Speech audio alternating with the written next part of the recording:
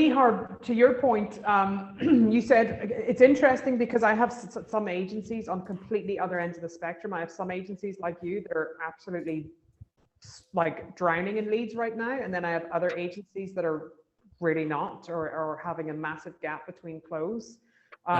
I would say, I mean, obviously I know you and the agency really well because we've worked together for what, a year and a half, 2 years now. So I know what's going on your end.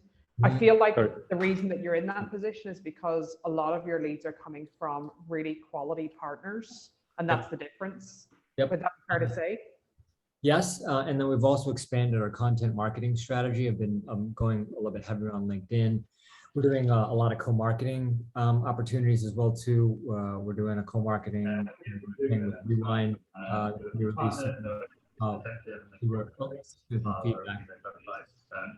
Sorry, we've got a possession. Sorry, Nihar.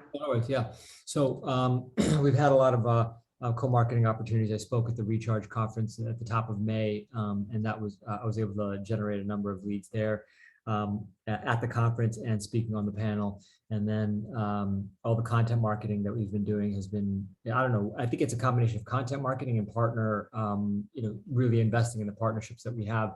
That's paid off. We have a partnership with a tech platform that reached out to a select group of agencies and saying, hey, do you guys want to do a complimentary UI UX Google Analytics audit, and they'll match us up with 10 different merchants, and that's been another great lead. So overall, we've been investing a lot in that. When I was at the Recharge conference, I was able to generate 15 different like pretty warm leads, and that was great. We went to the James on my team, who's the senior director of strategy and business development, just went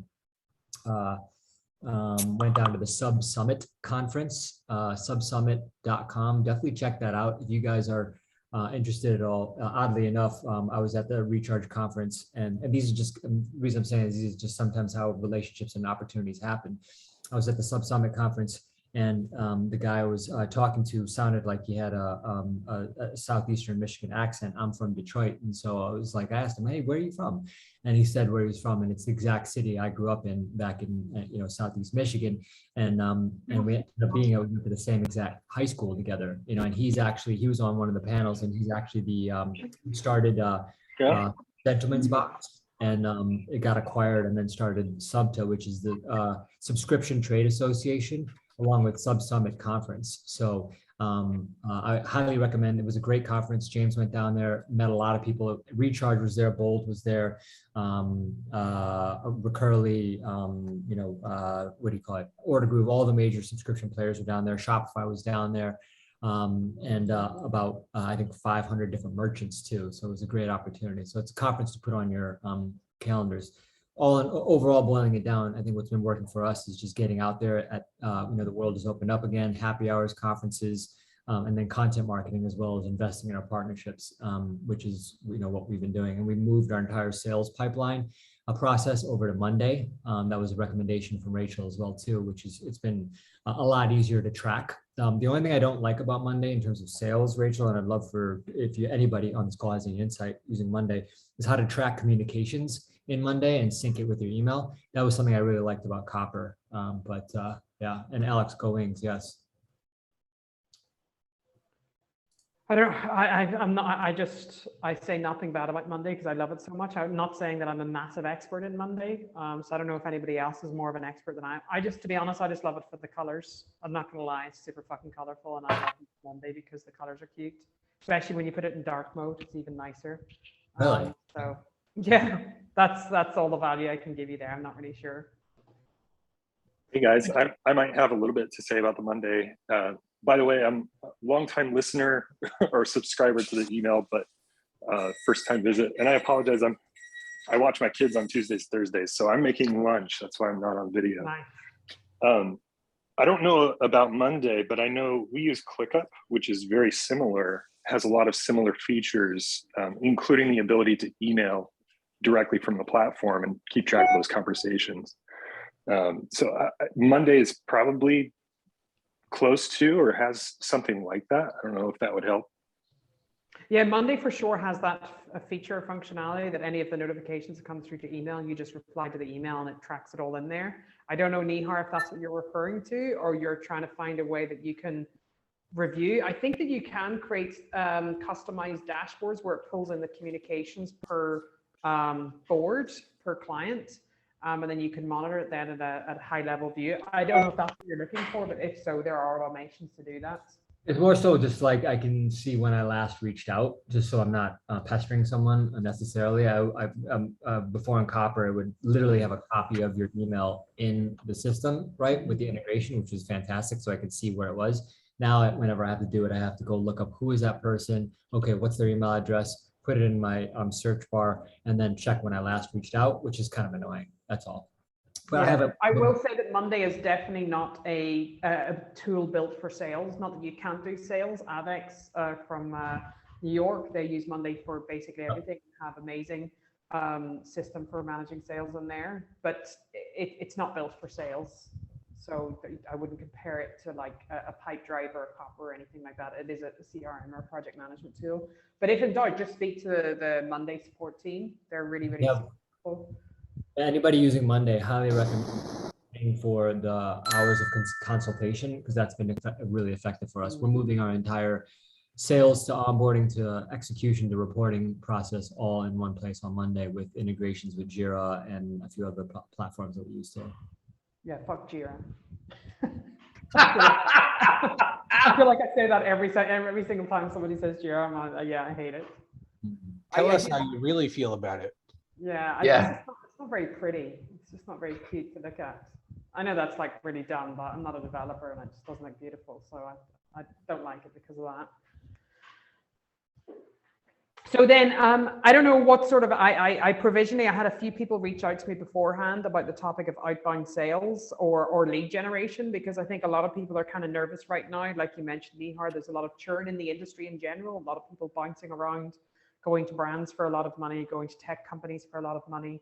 There's a lot of that stuff sort of going on. The prices for salaries have been driven up so significantly. People are a little bit nervous right now, it seems, about closing deals and spending money. Web development seems to be one of those things that brands are like, well, I'd rather just invest money on marketing right now and acquisition and invest in, developing my site, because that's not quite seen as less of a necessity than marketing or acquisition is. So I think I could be, hopefully I'm wrong. I really hope that I am wrong. I think Q3 and Q4, Q3 specifically, is probably going to be tougher than people anticipate it to be. And my recommendations to my agencies, which I've been working on for a while, is outbound or partnerships. Ideally, you want to have both of those going. But there needs to be some extra effort. I know, Nihar, I spoke to your sales guy, James, last week. Is it this week or last week? I don't even know what's happening now. But in this year for sure, an outbound needs to be a big priority if you want to maintain a consistent pipeline. If you already have partnerships in place, Nihar, which you do, then you should be in a pretty solid position. But there are a lot of agencies that are so busy being busy inside the day-to-day of the business, they just don't have time to nurture. Because I know for you, Nihar, you invest a lot of time in maintaining those partnerships. Oh. There's a lot of time and effort that goes into that. A lot of business owners and agencies just don't have that time. And it means then that when there's a famine, you have nobody to turn to. You can't just turn around to a Yotpo or a Klaviyo and be like, can you do me a solid? Can you throw a few leads my way? They're like, who the fuck are you? And no, I'm going to give it with all the time. I mean, I think what we've done is everybody uses Klaviyo now, right? Everybody's on Klaviyo, Attentive, Loyalty Line, Yotpo, so on and so forth. Like, and with everything you do is with redesigns and whatnot, really focus on integrating or, showing that you're doing managed services or whatever the case may be. And if you just show that you're an active partner in the ecosystem and schedule recurring calls with your partner manager there, that's really how you plant the seeds, and then it grows from there, really. And I understand that agencies might say that you don't have time. It's also my excuse when I say I don't have time for content marketing. I'm on that end of the spectrum. I'm like, oh, I don't have time to do content marketing, but I have time for partnerships. But you should have time. You got to make time, I guess. You know what I mean, for that. And that's what I've been doing. And now I'm forcing myself to make time for content marketing, because in terms of outbound strategies, I just haven't found a good way of doing that. You know, like we have our website up and we're trying to get more landing pages, and along with the partnership aspect, doing co-marketing landing pages for Recharge, for Klaviyo, for Attentive, for Shopify, etc. But I don't have a good outbound market. I don't have any outbound marketing strategy other than just going to conferences and whatnot. So if anybody has a good outbound marketing strategy that's worked for them, I'd love to hear what that is. So I've actually struggled with a lot of the same things that you've struggled with, Nihar. Like, we have a really close relationship with BigCommerce. We help them develop out their B2B edition. So I would say my outbound efforts have actually been leaning heavy into my partners. And we've been leveraging a lot of the partner juju to get MDF. And then we're actually doing joint outbound, going after like joint customers. And then we have a big summit that we're planning in the UK, Q4. And I've gotten 4 or 5 partners together with it, and we're all kind of outbounding to it. So I've kind of hijacked a little bit of the HubSpot mentality of like, how do you get a flywheel generated? And if you have a good partnership created, it's, I think, really easy to lean into that partnership and say, okay, how do we have a joint go to market? And yes, I like referring leads to you, and you know, we like helping your customers when you refer leads to us, but how do we go after a joint book of business together? That's interesting. Where are you in the UK? No. So we're starting an initiative. I used to live in the UK, but we're starting an initiative to help British merchants come to North America. So we partnered with Avalara, Bright Pearl, and BigCommerce, and we're doing essentially a workshop on how to come to North America. But we're out of North Carolina. Awesome. If you're interested in another, partner to work with you on that, please hit me up. I'd love to do that, because my wife is British and I go to the UK all the time, and our creative director's in the UK, and it's internationalization is something that is on the forefront of all of our merchants' minds right now. So cross-pollination, US to the UK, UK to the US. I'd love to be able to participate if that's possible. Right. Alex, I was going to ask a good question. When you're doing outbound with BigCommerce, is that more of an ABM approach, like account-based marketing? Like, is it targeted accounts you're going after? Sometimes, other times it's so. Like a good example. It's being recorded and going to be public, so I don't know. Yeah. So there's been a lot of platforms that haven't liked firearms. Living in the American South and being an Army veteran, I don't have the same qualms about firearms. And BigCommerce, if it's legal, they'll sell it. So we've actively been going after things in that segment. Others side of things, like Avalara, for instance, we're actually working with the North Carolina Retail Merchants Association and actually trying to understand like what their membership base is struggling with. And then because Avalara's East Coast headquarters is here in Raleigh and we're in Raleigh, we're able to play the local bent on things. And we're creating content together, and then we're basically outbounding to the member list after we had content that was put out.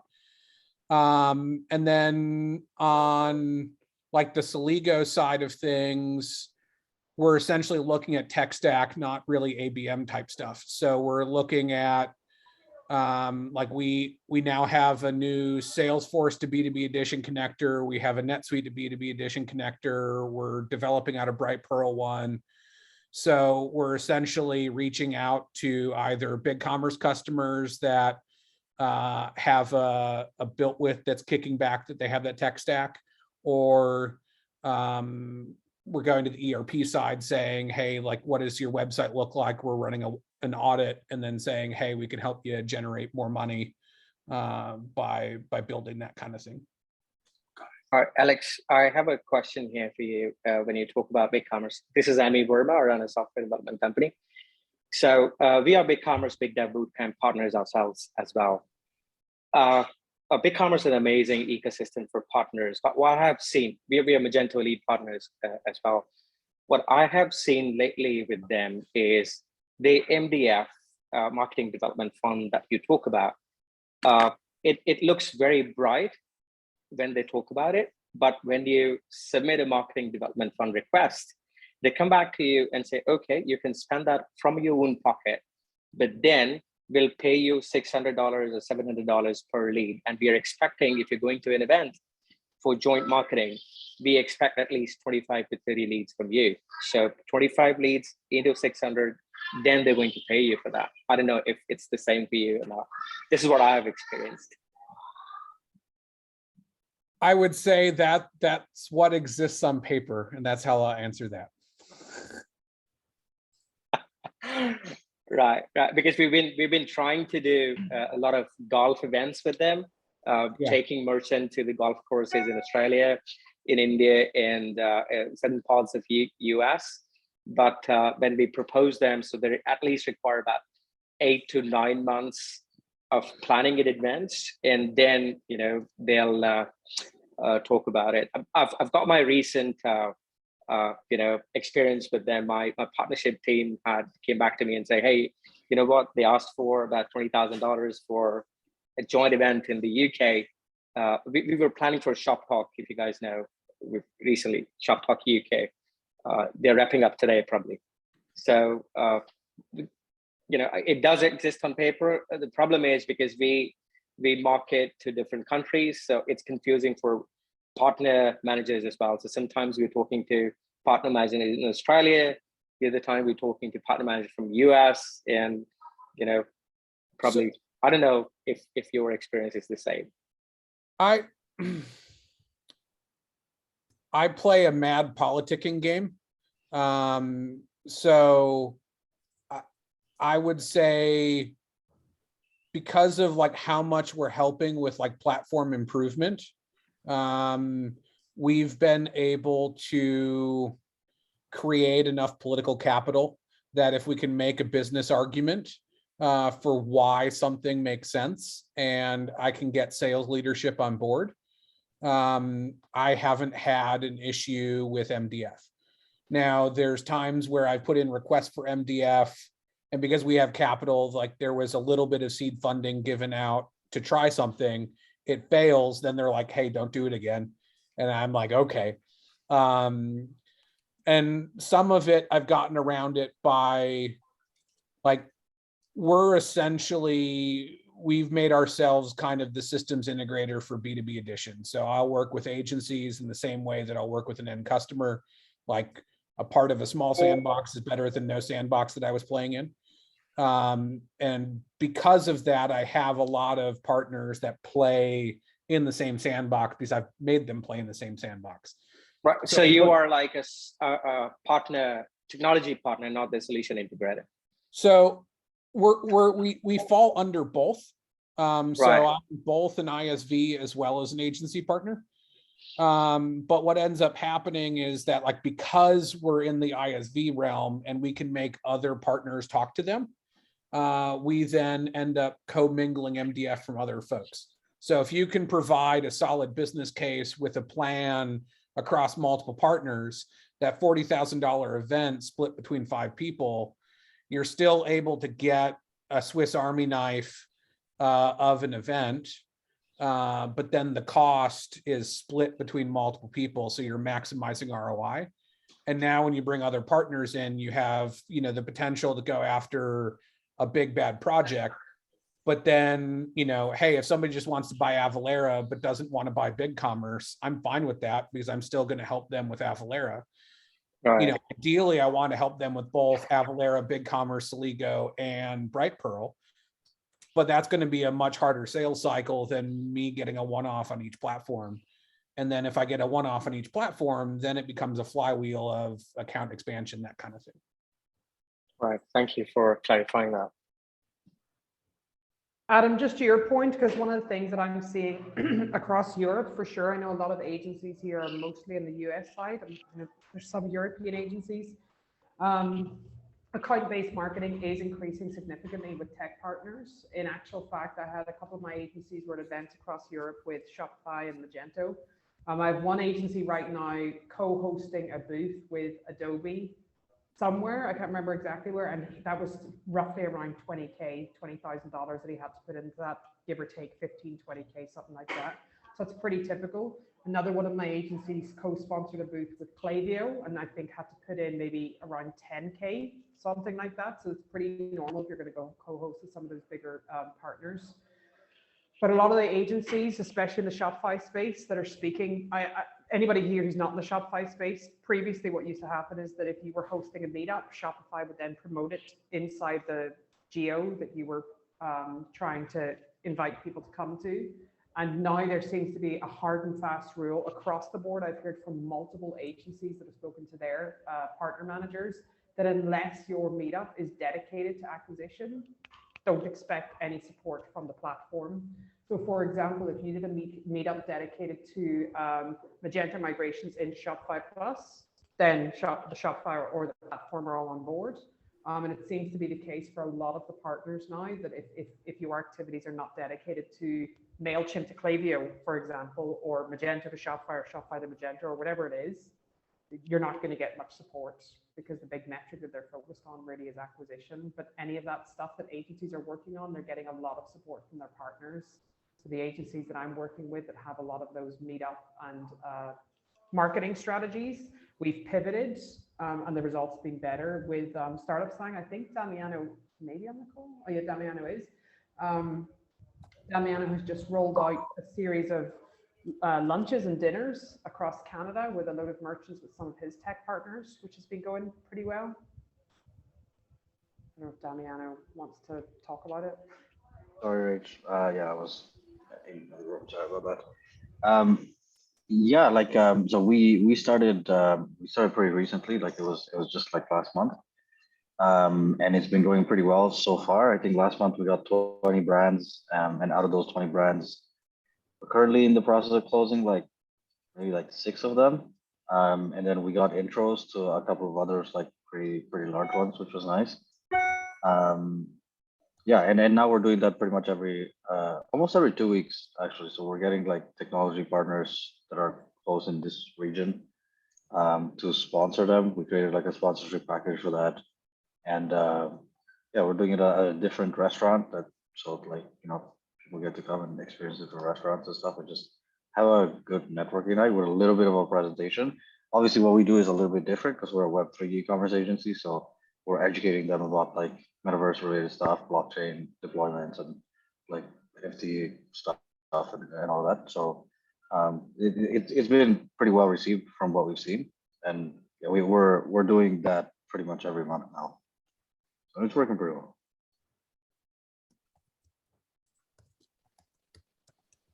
Can't hear you, Rach. My worst nightmare. Adam, were you going to ask something about that, or just about doing those smaller in-person stuff? No, the one thing I was going to touch on, that's really helpful. Appreciate it, Damiano, just giving us some insight on it.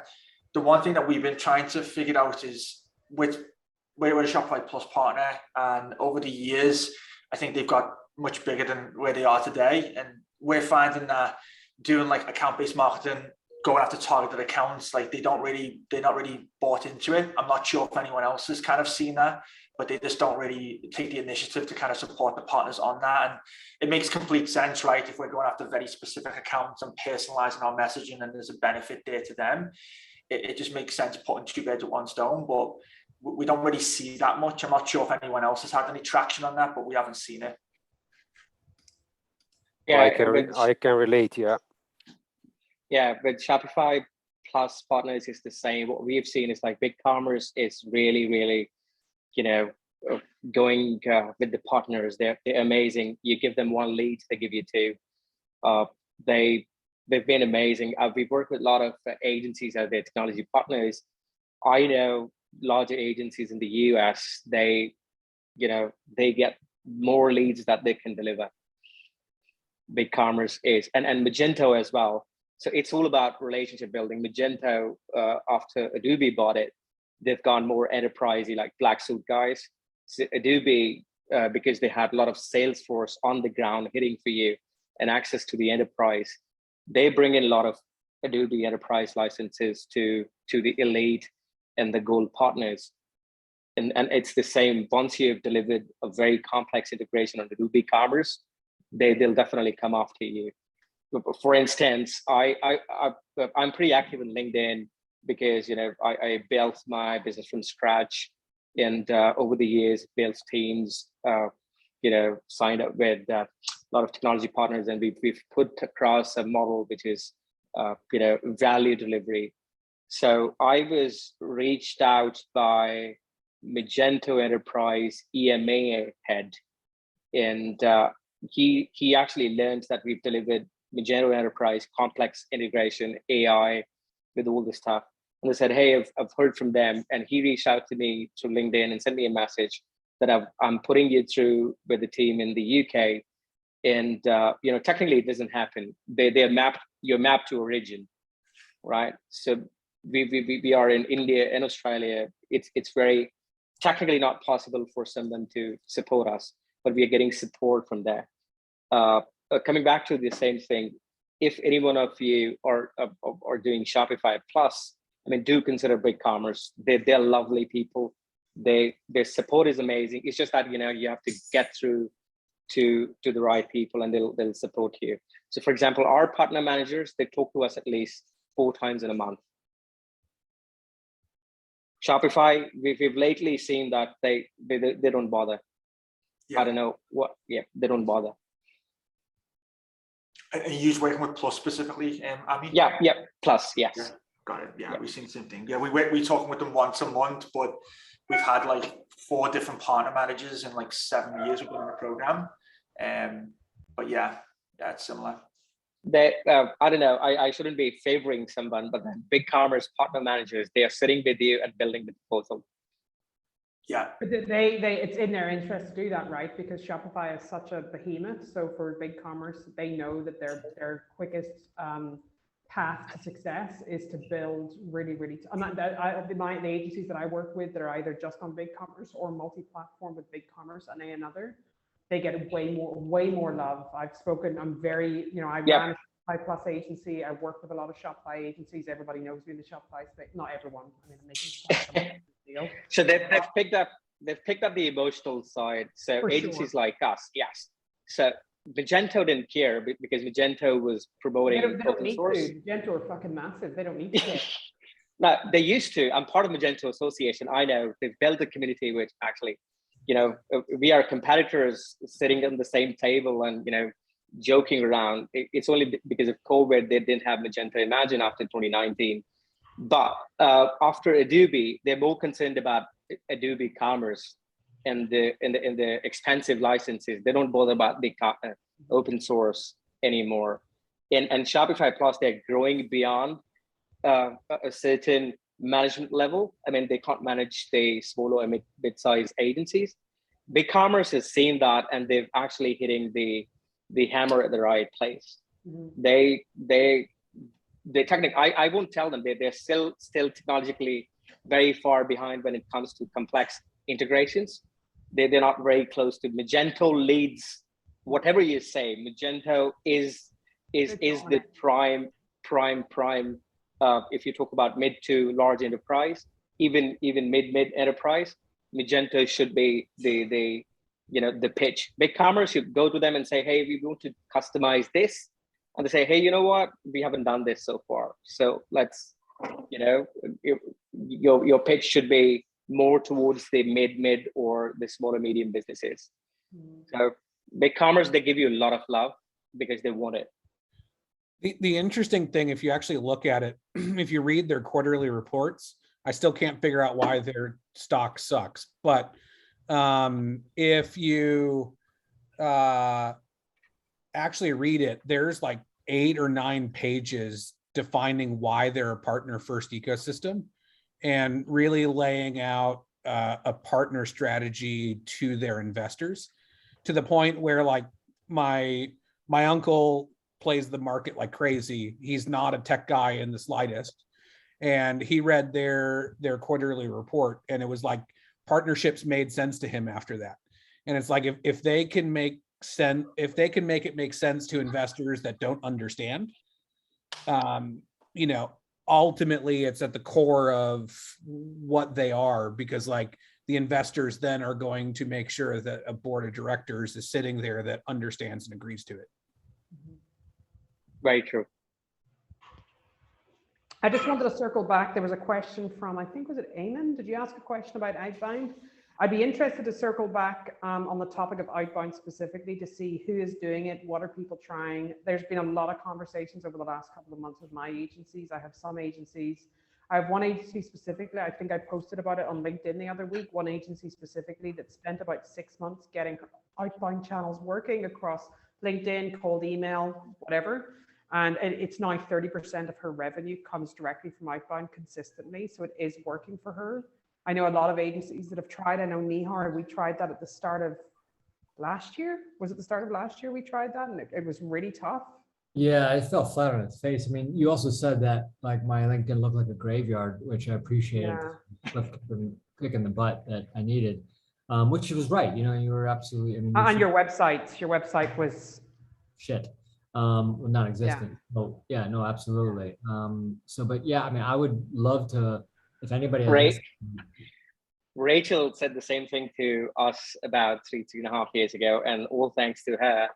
I don't know if she remembers or not. She spent about 1.5 hours with me and told me that, yeah, your website sucks and everything. And we've from there we've come to a point where we get a lot of organic traffic.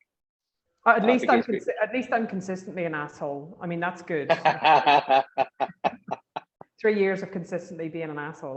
That's. I feel like that's an accomplishment. Yeah, but Rachel, you're not responding to the LinkedIn messages. I don't respond to LinkedIn messages. I know that's because somebody else takes care of it for me. I'm a pretty big deal. Do you not realize already? I'm just joking. I just can't stay on top of all the fucking notifications. It's too much for me. But outbound is a difficult nut to crack. One of my agencies, we recently hired 2 outbound specialists using a tool called, excuse me, using a tool called Salesloft. Salesloft, I think is the tool. And they love it. It's not super expensive, but it's not super cheap either. And they're just like, it's a game changer. Salesloft is the tool to use because not only it tracks all the outbound stuff, also the calls that you're doing and records them. So they have a combination. They're doing very much, you know, we're going to focus on, I mean, I'm just using this as an example because it's not the case for their agency, but we're going to focus on Klaviyo leads and we're going to focus on these specific leads and target them and go through and do sales scripts and get on calls and speak with these clients. Now we're about 3 months, almost 90 days into that strategy, and the pipeline is starting to build. There are no closes as of yet. But when it comes to outbound sales, you should expect that 3 to 6 months before you start seeing results. Unfortunately, there is no, to answer your question, Eamon, specifically, there is no silver bullet. There's no, it's about consistency. You need to get people, it's just like the newsletter that I have that goes out on a monthly or bi-monthly basis. It's just about consistency and people being familiar and bringing value and having touch points, not just across email, but you also have touch points then on LinkedIn and seeing that your LinkedIn is alive and that you're a real person. Combination. I think they say it's like 6 to 10 touch points for cold before somebody starts to become warmed up to the idea of even getting in contact. Mm-hmm. I guess where my question was coming from was when there's been a lot of emphasis on partnerships and leveraging partnerships to kind of fuel sort of outbound campaigns, like talking about migrations to that platform or using that platform. And when I was listening through it, it seemed to me like, well, every outbound campaign probably has to be tied around a certain core idea or concept. Like for example, way back, I remember one of your Irish agencies, Rachel, they did a lot of technical audits. That was a real good hook for them. So when they if they were to do an outbound campaign, it would be all about, you know, we can do this, we can offer this. So I was just curious if you're a kind of a general e-commerce provider for a specific platform, is the sense that you do need specific topics for outbound campaigns, or you just kind of plant your flag and say, hey, we do development for X platform? I think the general consensus is the more specific it is, the more effective that strategy or those campaigns are going to be. I just put a link in the chat there. A lot of my agencies, typically before people were using Built With, a lot of agencies seem to be getting better success and better quality leads with store leads now. And that's what my agencies are now using, and to say it's better. But I would say from what I see, the agencies that are doing, for example, MailChimp to Klaviyo migrations for the German market or for the Berlin market or for the Paris market or French market or Montreal market, those kind of campaigns are much more effective because you can tailor the content really specifically and say, well, you're a brand in Montreal, and if you're working on MailChimp, these are typically some of the challenges we see in the brands that have migrated. That's going to be it's going to hit home much more than it is going to be something more generic. It just takes more effort, and you need to have more campaigns, and you need to have people tweaking it and optimizing it and reacting to it all the time. So I would say to agencies, if you want to get lead generation and you want to boost sales, I know there's a lot of agencies. I think I could be wrong, Adam, but I think you've dabbled in the past with working with external outbound salespeople. I think a lot of agencies in this group have tried it. Rarely works consistently. It's very fucking expensive, and it's very difficult to get it. Yeah, we've worked with a few over the years. We started doing outbound, and that was more of a spray and pray approach back in 2015 when we were kind of just a few people. But I think what's happened along the way is ultimately, I think someone loudspeaker. Okay, you go. Okay. Yeah, so over the years, I think what we've realized is we've had to dial in and segment more.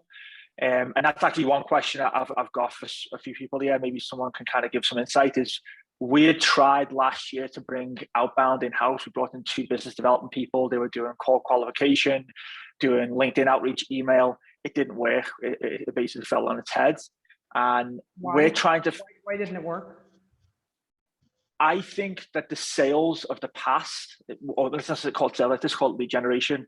The sales of the past, the lead generation of the past used to be more robotic and just outbound purely. And I think now it's getting more personalized, and you really have to dial into your content. You really have to dial into the prospects you're going after.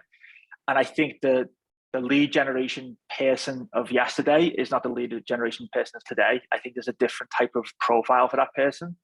I just don't think we found it. I think the 2 people we had in those roles were just not the right people, in my opinion. But I'm curious to know anyone else's perspective, because we've learned a lot from that experience. It didn't work. I mean, me personally, I can just speak to the handful of 40 or 50 agencies or so that I work with. You had the wrong people in the seats. That's what it comes down to.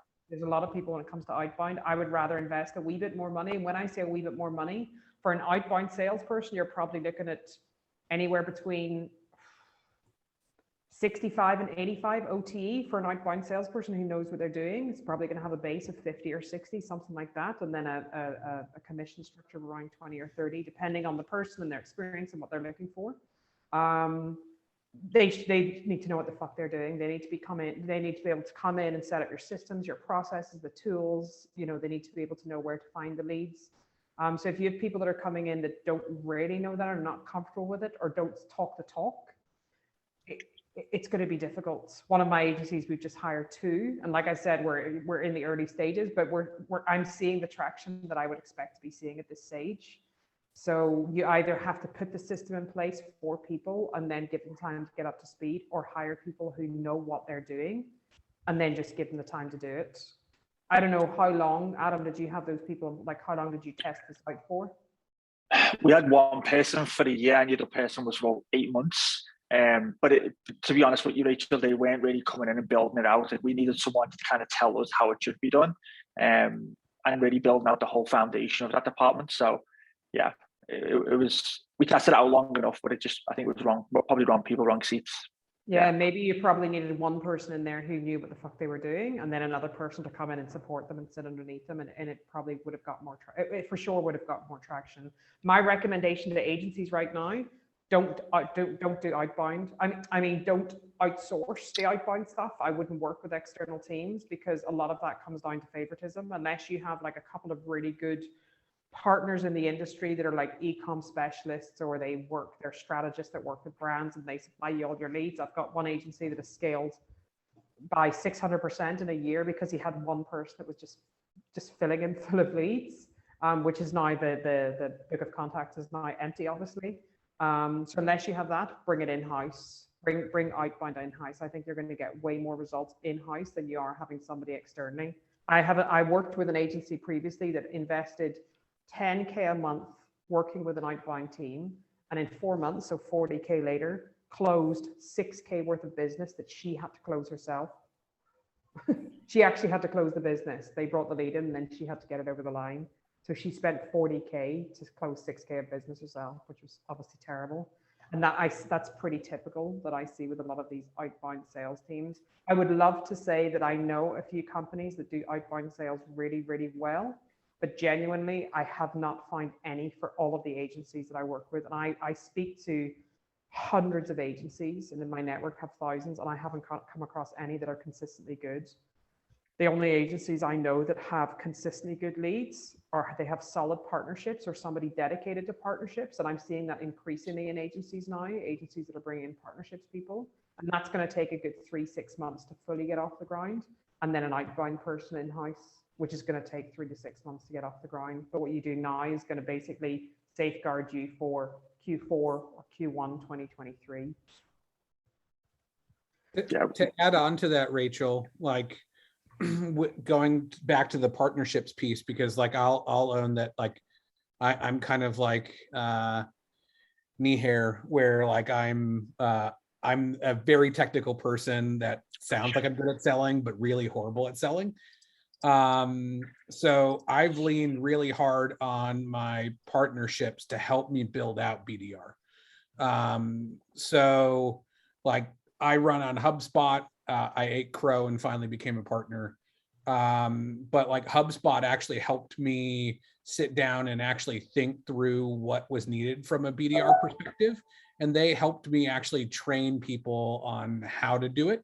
And then once I got that up and running, I brought in some other partners to think through like what campaigns should look like. And they really helped me get kind of a foundation in place, because I was waffling for a very long time. Yeah, I think it's a good shout. I think leveraging your partners is the right way to go about it. I always say this to my agencies. I strongly encourage my agencies to work very closely with tech partners and build their tech partners into their, lifetime value retainers or customer retention retainers, or, conversion rate retainers, or whatever those different packages look like, and productize or package those up. But you're not a salesperson on behalf of the tech company. It's really, you bring the tech company in to really sell it on behalf of you, and they're basically selling the solution and the ROI that the client should expect. But as the agency, then you're the one that's getting the win. I think that's the smart way to go about it, because I don't think it makes sense for any agency to be, I know Nihar, you work really closely with not a small number, but not a massive number of, there's like 7 to 10 key partners that you work very closely with, and your team is very experienced. You know those technologies inside and out. But there's years that have gone into that. That's a lot of sacrifice that has gone in terms of time mastering all of those tools. I think a lot of agencies don't have the liberty or the luxury of being able to invest that much time. So the agency I ran, when we used to go in with clients and we were trying to sell on these big retention retainers or retention suites, I just bring in Recharge, Loyalty Line, Klaviyo, Gorgeous, whoever it was, and bring them all to the table, either virtually or in person, and get them to sell it all in, because why the fuck not? And I just write the check. I mean, I don't write the check, I write the invoice. I receive the check. I feel like that's the best way to go about it. Is there anybody else here who is doing outbound in any way, shape, or form? Yes, we do. And what does that look like? So we've trained our people in cold email outreach, and we produce a lot of content with BigCommerce. So BigCommerce is interested in writing, very specific content. For example, if we tell them that we can build enterprise websites or generic websites on BigCommerce, and we've done 2 projects, they're not interested. So if we tell them we are solving a specific problem, for example, we are doing it for a new D2C brand in from Canada. They are coming into luxury diamonds, and they want us to build a case study because they were on Shopify Plus, and they're not doing it anymore because of the reasons. They want us to build a case study around the points so that they can send it to, and they're ready to distribute that amongst their channel as well. Their their internal channel of the partner managers. So they know that someone in their partner circle has already done it, and they'll promote it on their LinkedIn, they'll send it in their newsletter. So this is another thing that we're doing. We've got LinkedIn content creator in-house that we've trained. We're creating a lot of content around the stories, around the culture of the company, the developers, the mobile application team, and the other stuff, where we're delivering a bit of value to someone who's reading it. And so far, it's been really good. As far as the partnerships are concerned, I tell you, there are 3 or 4 solution providers, or rather technology partners on BigCommerce space that our team met. We don't even sell those products yet. We haven't signed the partnership, but we get a lot of leads from them, specifically from Australia. So it's all because if we've met at one of the conferences, or we connected on LinkedIn, and then they send, hey, Amy, I'm connecting your guy to this person. I met them at the conference, and then they're looking for someone who's got, who can do complex Magento integrations. And when it comes to what we have done for them, probably nothing yet. It's just the personal relationships, going out to the events. So if that answered your question, this is what we do at the moment. Anybody else doing any outbound? So we at Vivo Media, like our Shopify partners, and I take care of the outbound lead generation. I do it basically three ways, like through LinkedIn, Sales Navigator, like outreach. Then I do try to visit like exhibitions and like summits and meet with people in person. That's very, very valuable. And even if you don't close, like you don't get like a client or close a sale, you will find somebody that you can partner up with, and you have some chances that you get some strategic partnerships from the event. And I also do email marketing, or like outbound email marketing, and actually what's the name, store leads database really helps there, because they do have like the nice email database there. Now you have to be strategic about it, to not look like the biggest spammer ever. And that really works for us. But as you said, Rachel, it does require time to build the relationship, because like if like the 27 of us send an email to the same lead, like they'll be overwhelmed with emails. So you have to have a different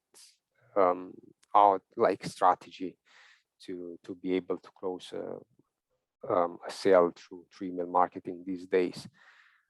And usually they're like smaller accounts. That's the only problem. Now it's easier with email marketing, it still works, but like they are smaller accounts. So it really depends what you are after. So that's what we do. And about the time and not having the time to do everything, and some of you guys are more skilled, like maybe you're developers, or some of you are more into business development.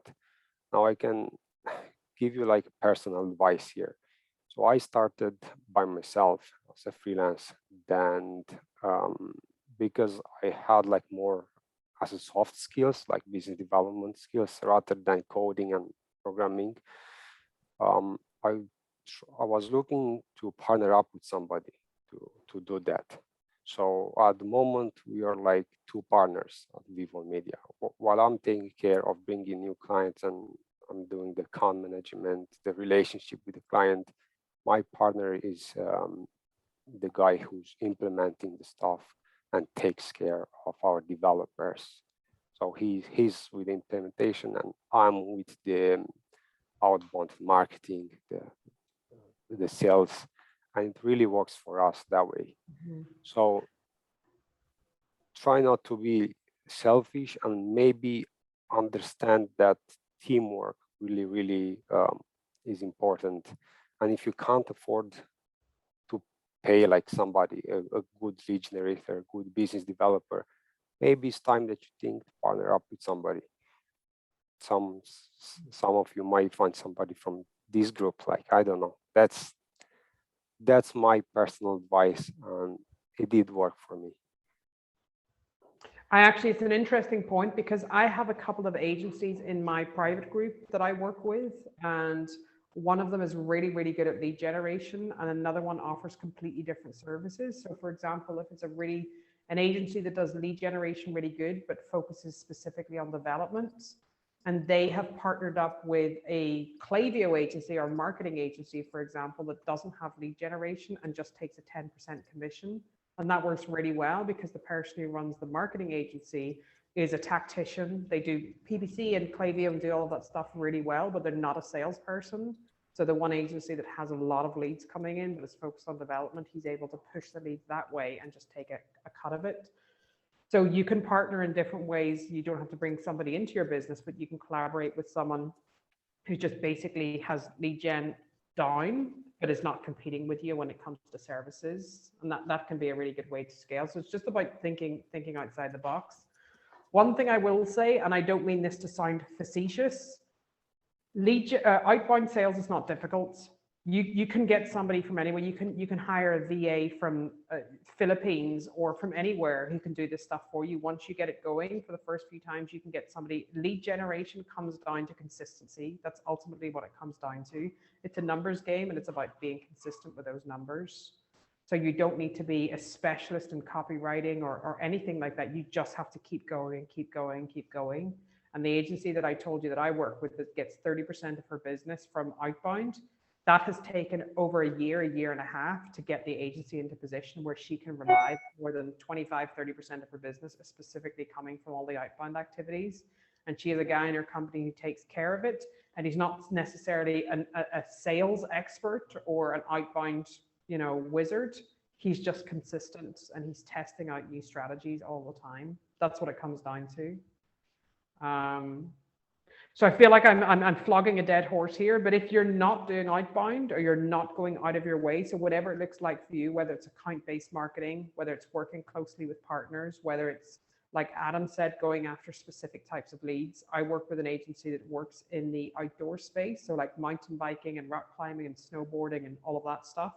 And that's the only clients they want to work with because their entire team are all interested in all of those activities, and they all live in a location where those type of activities are really popular and people travel in for that, and they just go after those leads. So whatever makes sense for you, whether it's LinkedIn, I think LinkedIn is becoming increasingly spammy. I can't stay on top of my LinkedIn anymore, and every time somebody connects with me, 1 in 2, I know that I'm going to get a spam message asking if I want fucking SEO services or development services, and I'm like, I don't know what the fuck I'd want development services because I'm not a fucking brand. So a lot of spam comes through. So I think one of the guys, I'm not sure who mentioned it, personalization. It's much better. You're going to get much better results by doing less, but better. Just as a rule of thumb, when it comes to outbound sales, the industry average recommends that you should have 1 qualified lead per week per channel. 1 qualified lead per week per channel. Now that might mean you have to speak to 50 or 100 people to get a qualified lead. So maybe 50 or 100 people you reach out to, maybe there's 10 people that are interested and there's 1 person that's qualified. So that obviously the more channels you have, the more volume you have, the more people you have. I know I've spoken previously on other roundtables. I I don't know if Damiano's still here. I don't think so. But he's been very vocal about the fact that he's very heavily, he works with a lot of commission-only salespeople, and he just gives them leads. And within 30 days, he added over $750,000 to his pipeline. Now, that sounds really sexy and exciting, but the amount of work that went, I'm acting director of operations at Startup Slang. The amount of work that went into making that happen was phenomenal, absolutely phenomenal. It was morning, noon, and night, people working 12 hours. And Damiano said, I'm going to take 3 months, and there's a small number of people in the company, and we're going to work 3 months in one to make this happen. And then you have to stay on top of it, and there's a lot of churn. But if you think outside the box, I think I've shared this with you, previously. I'll email it right after because I can't remember the name of the book, but there's an audio book that he recommended, and it was about closing deals. And there is lots of ways to bring in business. There's lots of ways to do outbound. Just because one strategy doesn't work right now doesn't mean it won't work in the future. You just have to be consistent and try lots of different things. Doing nothing, for sure, you're gonna get no results. So I don't want to sound like I'm fucking scaring people or being like scaremonger tactics, but I would say the next 6 months are going to be unpredictable. So if you don't have consistent sales, or you don't have enough recurring revenue to cover on a monthly basis, now would be the time to start looking at the strategic partners and the other agencies you can collaborate on, what sort of outbound activities you can ramp up or start to ensure that if things do dip, which a lot of agencies are expecting, that you're ready. Because I think the next 3 to 6 months are not necessarily about growth and scale. It's more about being stable. I think that's the smart move. I don't want to make everybody cry and nervous, which is why I don't run an agency, because this shit is crazy. I'm too young and fabulous for all that stress. I'm not that young anymore. I just turned 35. I'm old as fuck now. I fell down the stairs the other day. So I'm getting fucking old. I think if I was like 5 years older, I would have broke a hip. But another 5 years. Okay, guys. Well, this was good. I know the last couple of roundtables, we've had like some partners involved, but I wanted to reintroduce these kind of like more Q&A chatty ones, because I think a lot of people enjoy this. If there's any other questions, give me a shout, let me know. Send me an email. Don't expect me to reply immediately because I'm fucking shit at replying to stuff. I do have over 50 agencies that I'm working with, so I try and stay on top of stuff as much as possible. If you're not working with me privately, then you're not top of my list of priorities, and I'm not sorry about it. Okay, guys, take it easy, and if you need anything, just give me a shout. Thank you very much, Rachel, for organizing this. Thank you. Ciao. Good day, everyone.